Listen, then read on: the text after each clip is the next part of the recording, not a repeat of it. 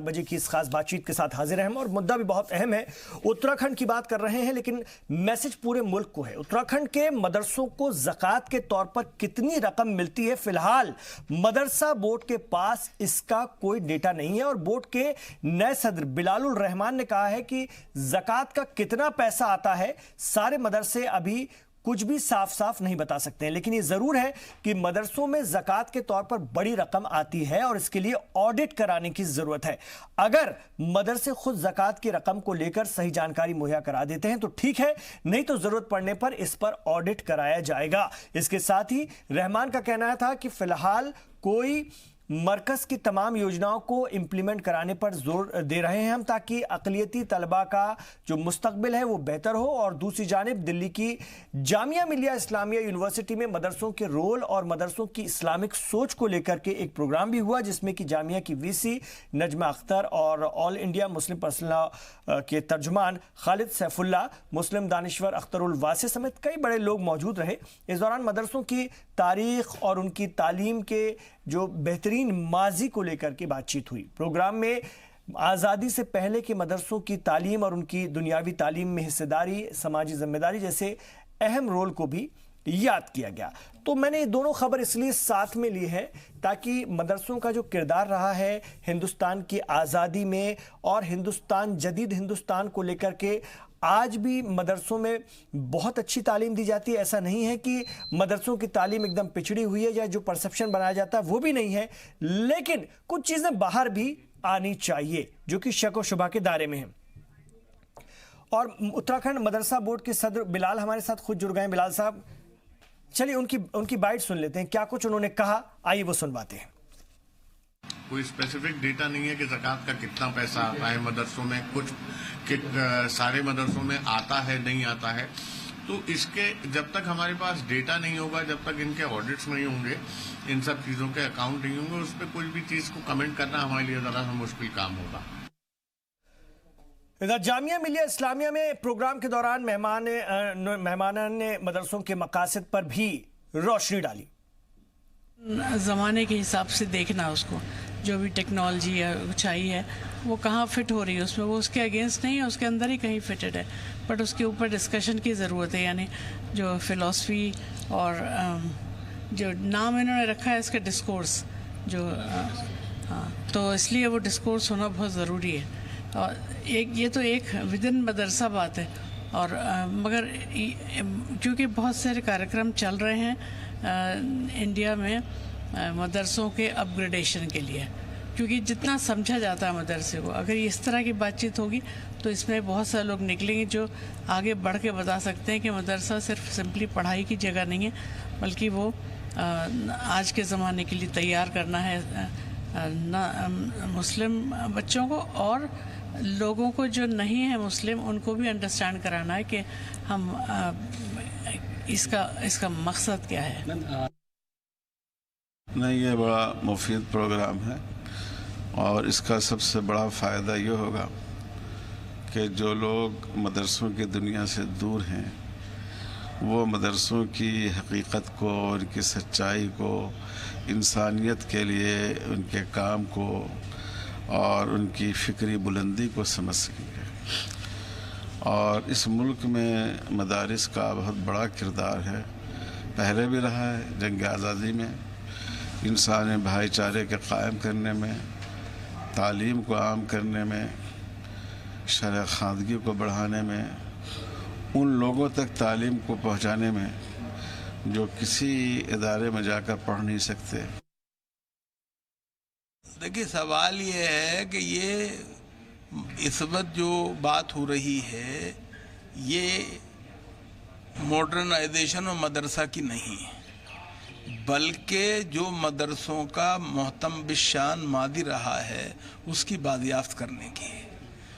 अंग्रेज़ों का राज आने से पहले इस मुल्क में मदरसे शमूलियत पसंद इंक्लूसिव एजुकेशन देते थे। मदरसों ही से मुफस्सिर निकलते थे, मुफ्ती निकलते थे, कादी निकलते थे, मुहद्दिस निकलते थे, फ़क़ी निकलते थे, मुतकल्लिम निकलते थे, और मदरसों ही से इंजीनियर, तबीब, मेमार, ये सब निकलते थे।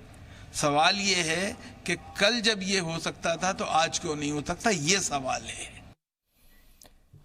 तो ये सवाल तो बहुत अच्छा है कि जो कल होता था वो आज क्यों नहीं हो रहा, इस पर तो बार बार चर्चा होती रहनी चाहिए।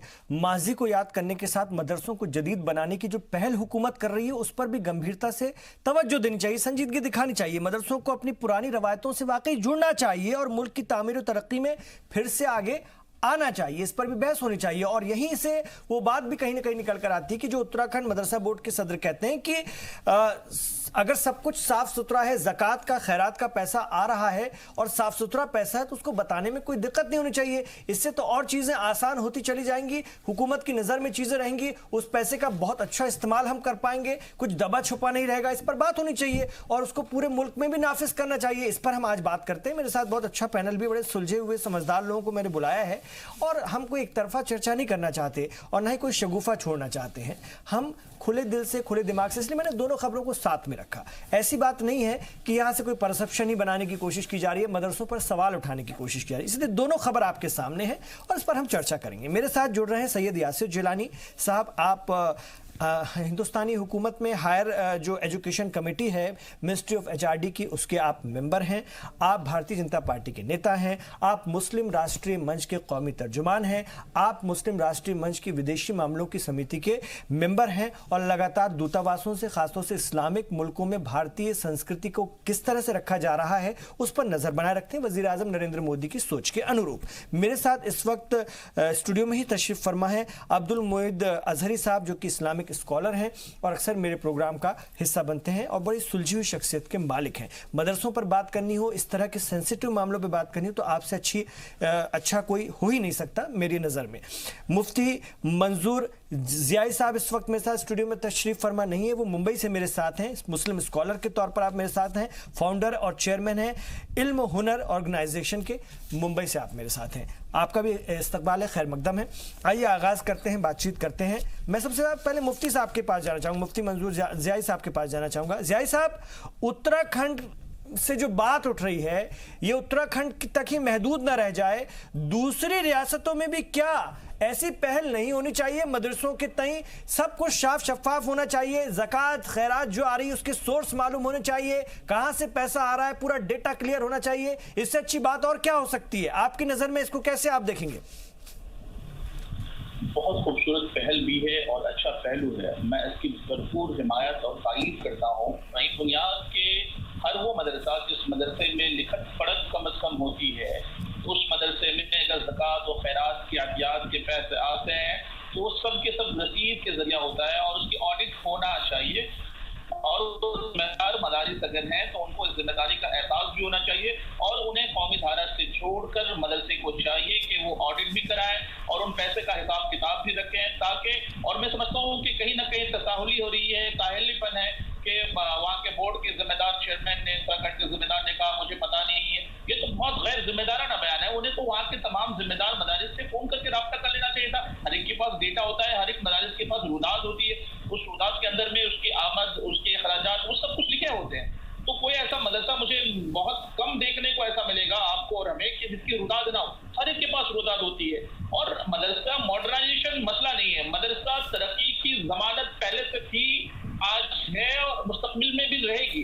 बस ये है कि इसका जो तर्मकार करने का हिस्सा है नहीं, लेकिन एक बात है सर, जब उनके डिजिटलाइजेशन की बात हुई ज़ियाई साहब तो बड़ा एतराज़ हुआ है। अभी भी हुकूमत चाहती है कि मदरसों को भी डिजिटलाइज किया जाए, हर चीज़ मंजर आम पर हो ताकि हुकूमत की योजनाओं का भी सीधा सीधा फ़ायदा हो सके और हुकूमत को भी मालूम हो कि वहाँ कितने लोग पढ़ रहे हैं, क्या सोर्स है, ताकि वो उनको और चीज़ें उपलब्ध करा सकें। लेकिन जब इसकी बात हुई तो लोगों ने बड़ा एतराज़ किया और फिर कुछ लोगों ने यह भी इल्ज़ाम लगाया कि आप जो है हमारे मामलों में दखल अंदाजी देने की कोशिश कर रहे हैं, फिर वो शरीयत का हवाला देते हैं, आप ये मजहब में दखल अंदाजी करार दे दिया जाता है। ऐसे भी तो लोग हैं यहाँ पर।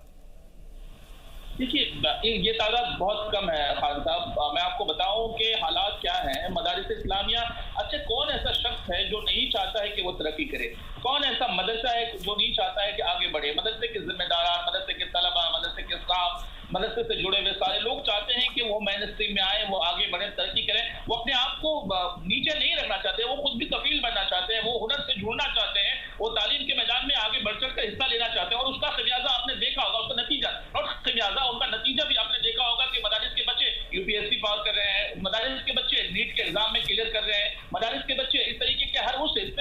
मेन स्ट्रीम में शामिल हो रहे हैं, जो मदारिस में पहले हुआ करता था, जो कुछ सालों तक फौकदार रह गया था, किसी न किसी चीज का शिकार हो गया था और मदरसे को बिल्कुल इग्नोर किया जा रहा था। ये हालात थे हमारे, लेकिन आज उस हालात से निकल करके मदरसा अपग्रेड हो रहा है, मदरसा तरक्की की तरफ जा रहा है, मदरसे के बुनियादी तालीम से भी आरास्ता हो रहे हैं, उनके पास भी फिजिक्स है, उनके पास भी हिस्ट्री है, उनके पास भी मैथमेटिक्स है, उनके पास कंप्यूटर है, उनके पास दस्तियाब।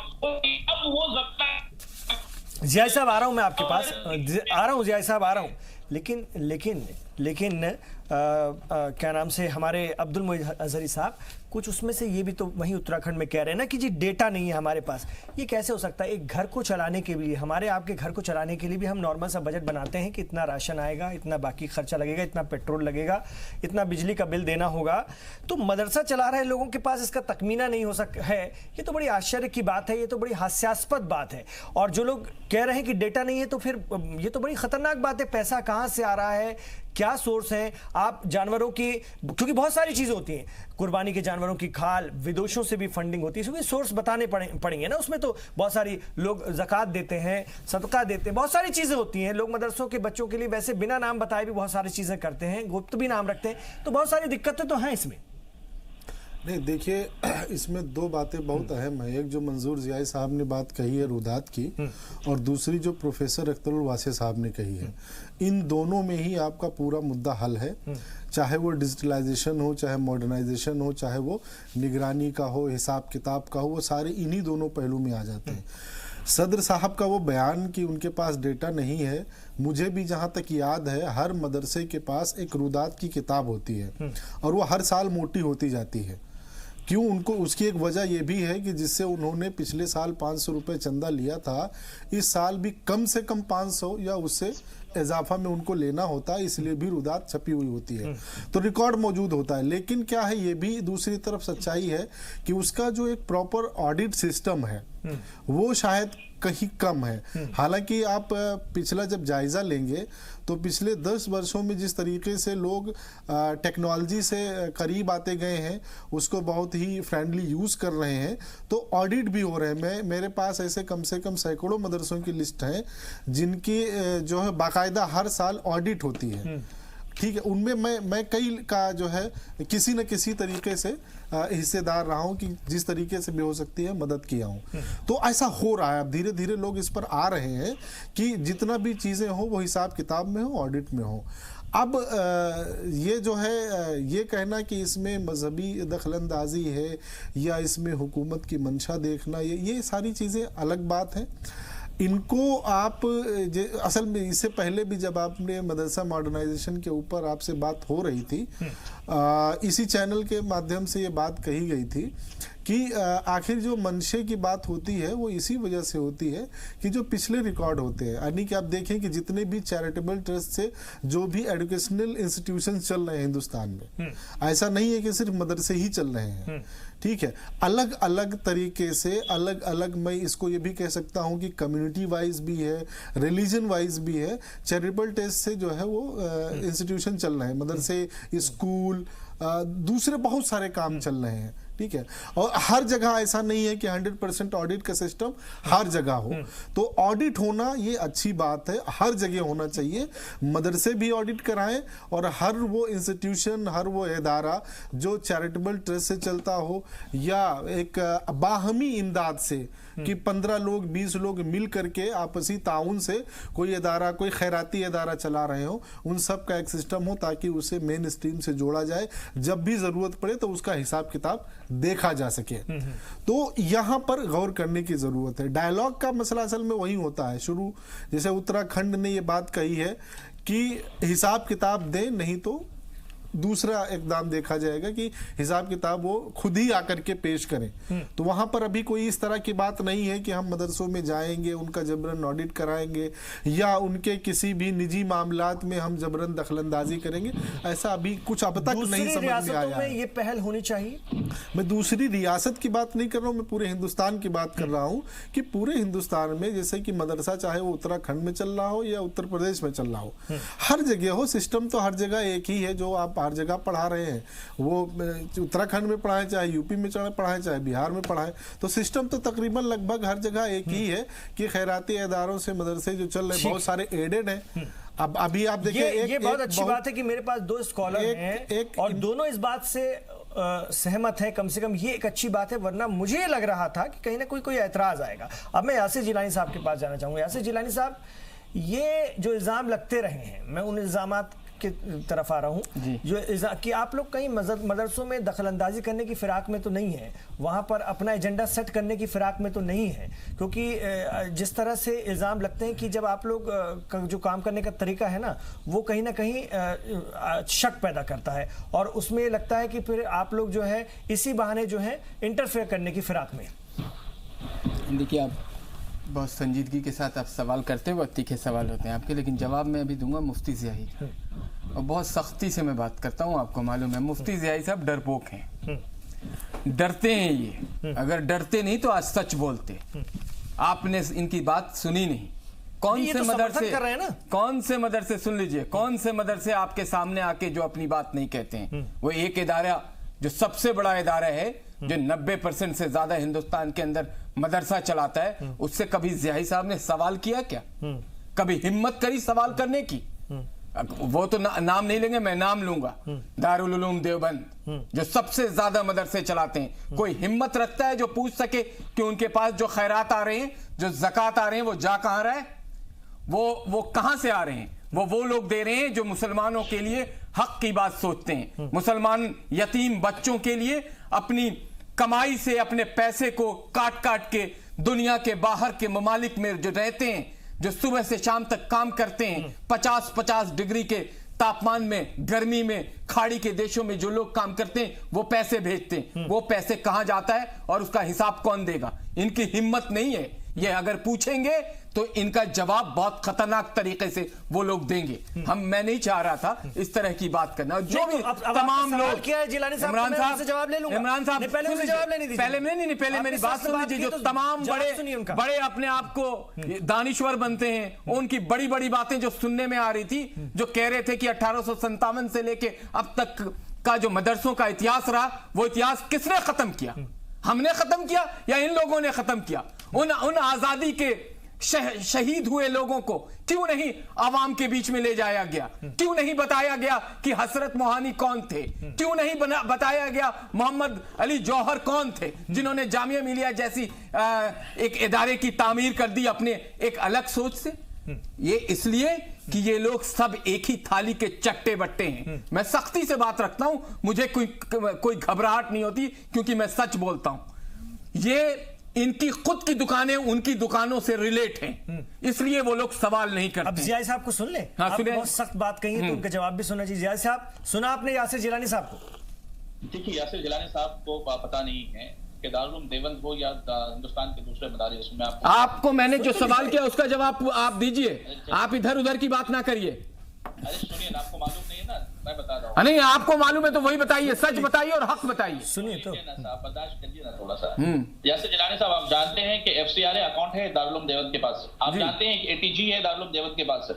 आप जानते हैं कि एक पैसा आने वाला, चाहे वो दुनिया के किसी हिस्से से भी आता हो, जितने भी बड़े इदारे हैं उन सब के पास FCRA है, उन सब के पास ATG है, उन सब के पास ऑडिट की रिपोर्ट है, जो आपको नहीं, हमारे को नहीं, बल्कि इस हुकूमत को देते हैं, जो हुकूमत में जिम्मेदारान होते हैं। अरे मैं उनसे, देखिए, आप मेरे सामने तो बात को घुमाइए नहीं। मैं वो सवाल कर रहा हूं जो मदरसे 90% हिंदुस्तान के अलग अलग सूबों में, छोटे छोटे शहरों में चलाए जाते हैं। मैं वो सवाल कर रहा हूं आपसे, मैं वो सवाल कर रहा हूं, मैं वो सवाल कर रहा हूं आपसे, और सच बोलिए। आप बोलेंगे तो फिर क्या आवाज की तारीख में अच्छे बच्चे पैदा किए, मदरसों को जिलाने के लिए, हिंदुस्तान की ताकत को दोबारा करने के लिए मदरसे ने वो बच्चे दिए। हमने उन मदरसों पे, उन बच्चों पे कोई सवाल नहीं किया, उनके चलाने वालों पे सवाल किया है। आप घुमाइए नहीं बात को। चलाने वाले जिन पर उंगलियां आप उठा रहे हैं, वो FCRA देने वाले कौन है? अरे 99% उन मदरसों की बताइए जो आप जहां रहते हैं उसके बराबर में जो चलता है मदरसा, उसकी बात बताइए। उनके पास कहां से ये सारी चीजें जो आप कह रहे हैं उनके पास है?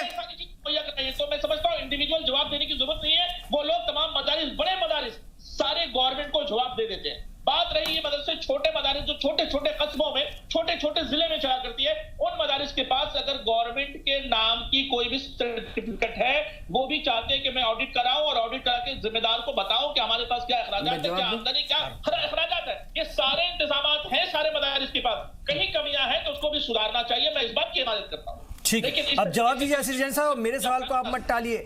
आप लोगों की जो फिक्र है वो मदरसों में एंटर होने की कोशिश में है क्या? इसी बहाने आप लोग वहां पर दखल अंदाजी करने की फिराक में है क्या? मैंने आपसे सवाल पूछा तो उसका जवाब दीजिए। हम लोगों की अगर फिक्र एंटर करने की है तो हम पॉजिटिव वे में एंटर कर रहे हैं। हम चाह रहे हैं कि 1857 से लेकर आजादी की लड़ाई में जो शहीद हुए लोग, उनको मदारिस अपने सब्जेक्ट में लेके आए। अपने बच्चों के, जो बच्चे वहां पढ़ रहे हैं, दीनी तालीम के साथ साथ उन हीरो के बारे में बताए जिन्होंने शहादत दी, जिन्होंने मेरठ से लेके दिल्ली तक जिनको कब्र नसीब नहीं हुई, पेड़ों पे लटकाया अंग्रेजों ने। हम उनकी बात कर रहे हैं। हम उनको मदरसों तक लेके जाना चाहते हैं। कभी इन्होंने बताने की कोशिश करी जिसकी ये हिमाकत, जिसकी ये तारीफदारी कर रहे हैं, जिसके बारे में बड़ी बड़ी बातें कर रहे हैं, क्यों नहीं बताया? हमने कब कहा? हमने आज माइनॉरिटी मिनिस्ट्री ने देखिए कि मदरसों को डायरेक्ट अपने स्कीम के साथ जोड़ने की बात कर रही। बताइए कि किसने किया? क्या AR अंतुले ने किया? क्या सलमान खुर्शीद ने किया? क्या जो भी तीसरा या चौथा जो माइनॉरिटी मिनिस्टर रहा है कांग्रेस की सरकार में, कभी सोचा उसने? के रहमान खान, किसी ने सोचा ये बात? आप उनका इतिहास उठा के देखिए मौलाना। हम चाहते हैं कि आप सच की बात करिए। अगर वहां फितरा, ज़कात, खैरात जो भी आता है वो बच्चों तक पहुंचे, ना कि बड़ी बड़ी बिल्डिंग, बड़े बड़े मॉल और बड़े बड़े इदारे बड़े बड़े फीस के साथ चलाया जाए। मेरे पास भी जानकारी है, मैं आपके साथ साझा इसलिए नहीं करना चाहता हूं कि मुझे डिबेट का अभी वो मौजू नहीं है कि कितनी कितनी फीस मदरसों में ली जा रही है, क्यों ली जा रही है, यतीम बच्चों से इतनी दम है, फीस क्यों ली जा रही है, ये बताइए आप। अगर ये जो दुकानदारी चल रही है उत्तराखंड का ये सवाल उठाता है कि आप बताइए, तो आपको बताना होगा। सरकार चल रही है मदरसों के नाम पर, विकास सरकार चाह रही है, तो सबका विश्वास भी अपनाइए, तो आप भी विश्वास पैदा करिए। बाद में तो दम है। देखिए चीजें इतनी भी सीधी नहीं है। मैंने आप दोनों की तारीफ मोहित साहब और आपकी इसलिए की कि आप लोगों ने एक हक रास्ते को तस्लीम किया, उस पर आपने सवाल नहीं उठाए। लेकिन जो कुछ शक व शुबहात है या जो कुछ इल्जाम है उसको लेकर भी जवाब साफ होने चाहिए।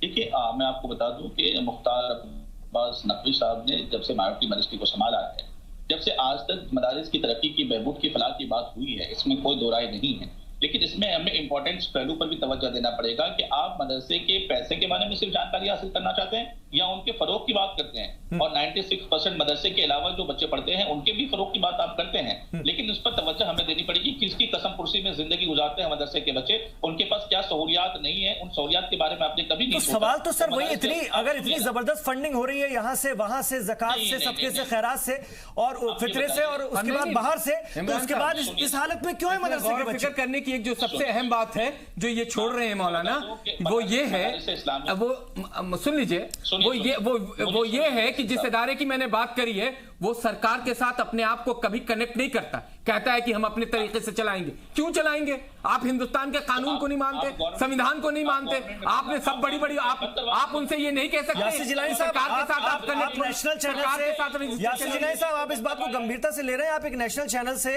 दारुल उलूम देवबंद पर सीधे सवाल कर रहे हैं। मैं तो सवाल कर रहा हूं, देखिए मैं जानता हूं सोर्सेस पर सीधे सवाल कर रहे हैं। मैं सोर्सेस के साथ सवाल करता हूं और अभी नहीं, मैंने कम से कम 200-250 डिबेट के अंदर मैंने सवाल किया, मेरे पास आज तक जवाब नहीं आया। आज पहली बार उनके रिप्रेजेंटेटिव मौलाना ज़ियाई साहब में सामने बैठे जो जिन्होंने ये बात भी कही है, जो आप कह रहे हैं ना कि उनके पास पता नहीं क्या क्या उन्होंने सारी चीजें ले रखी है, मैं तो उसको रिपीट भी नहीं कर रहा हूं। तो आप अभी उनके रिप्रेजेंटेटिव बने, आप बताइए क्यों नहीं कहते आप उनसे, क्यों नहीं कहते कि वो यतीम बच्चे, जो गरीब बच्चे जिनके पास 2 रुपए नहीं है, उनके इदारे में क्यों नहीं उनका एडमिशन होता है? क्यों वहां पे उनको अलग थलग कर दिया जाता है? क्यों वहां अमीर के बच्चे पढ़ने जाते हैं? ये मुसलमानों का सवाल है, ये कौम का सवाल है। क्यों वहां इस पर बात होनी चाहिए? मैं अब खुल के नहीं आना चाहता। क्यों एक सब्जेक्ट के 30-30 हजार रुपए, 30-30 हजार रुपए कोर्स के लिए जाते हैं एक सेमेस्टर के? ये आपने सवाल उठाया। गरीब और यतीम बच्चे जो दीनियात पढ़ते हैं, जो इस्लामियात पढ़ते हैं, जो दीन को जानने के लिए जाते हैं, वो कहां से इतनी फीस लाएंगे,